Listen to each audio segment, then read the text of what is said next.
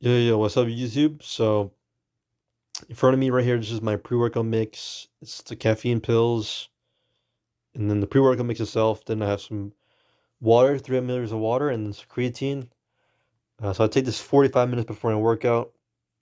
And then I've also invested in some straps, which will come in tomorrow, so I'm very excited to use those. And then I also bought some chalk, like what you guys said in the comments, and I appreciate the advice and tips, especially when it comes to the deadlift, or not even just the deadlift, right? But even RDLs or Romanian deadlift or stiff leg deadlift.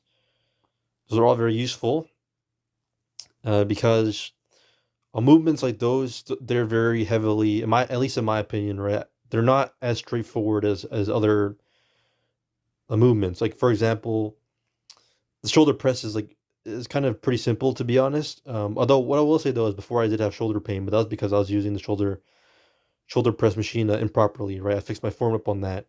But the shoulder press compared to something like a squat or like a deadlift or many deadlift or stiff leg deadlift or any form of deadlift, like the level of difficulty in terms of how accurate, or not, maybe not accurate is the right word, but how cautious you have to be of your form of technique is drastic, guys. Like for example, I used to squat 225, which is not that impressive.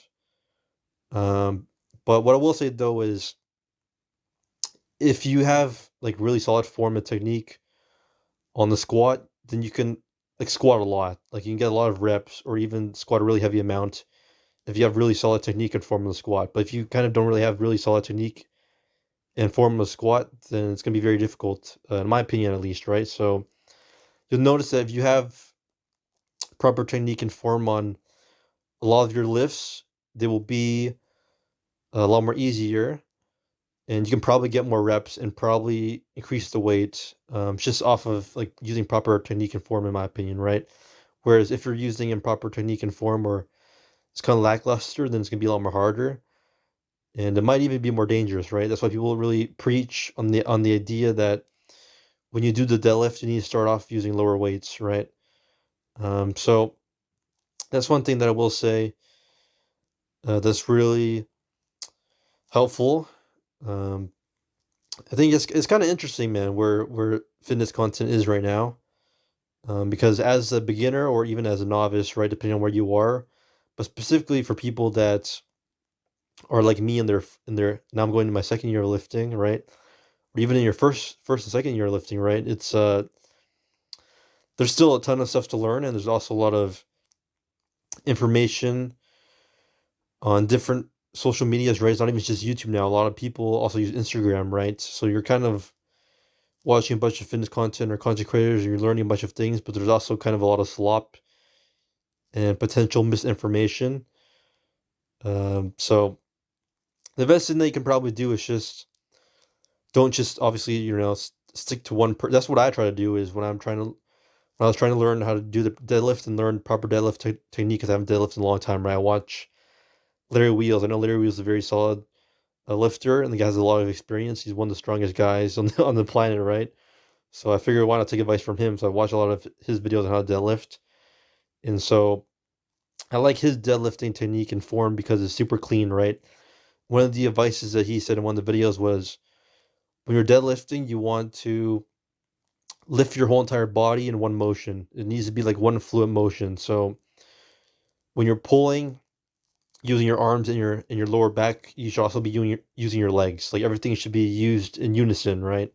Use your whole entire body in one moving motion at the same time, right? Your arms shouldn't move ahead of your legs; they should move at the same time, right?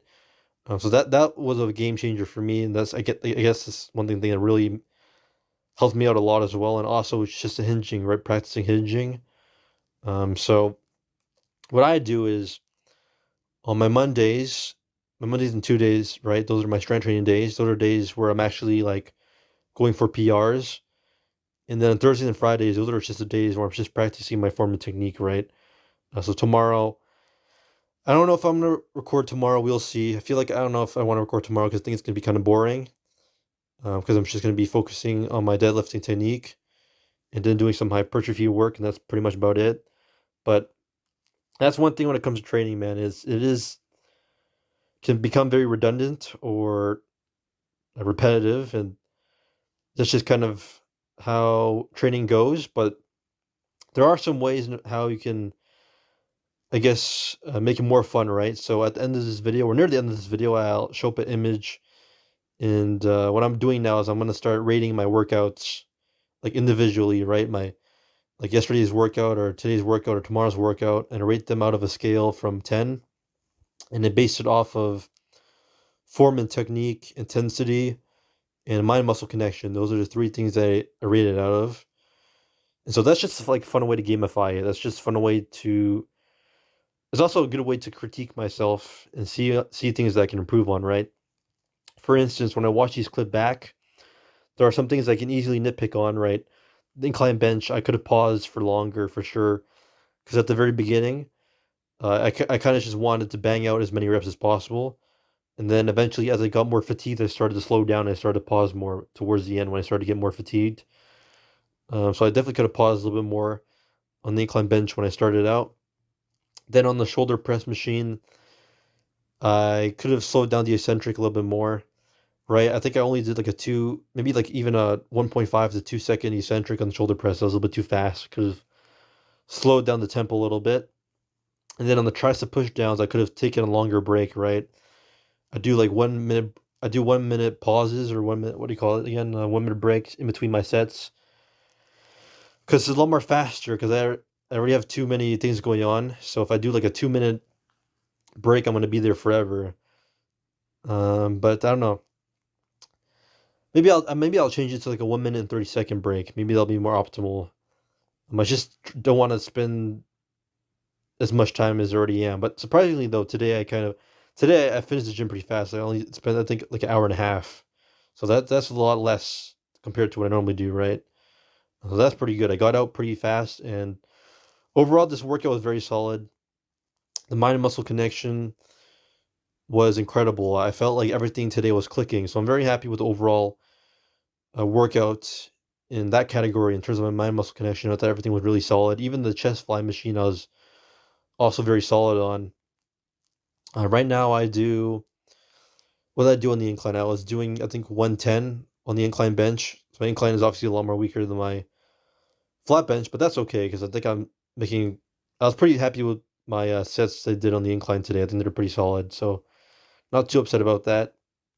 But that's how much I'm doing on the incline. On the incline, I'm doing 110, and then after that, there's the shoulder press. I do about 70 pounds on the shoulder press. I think I could have honestly maybe gone a little bit higher on the shoulder press, maybe like 75 or 80.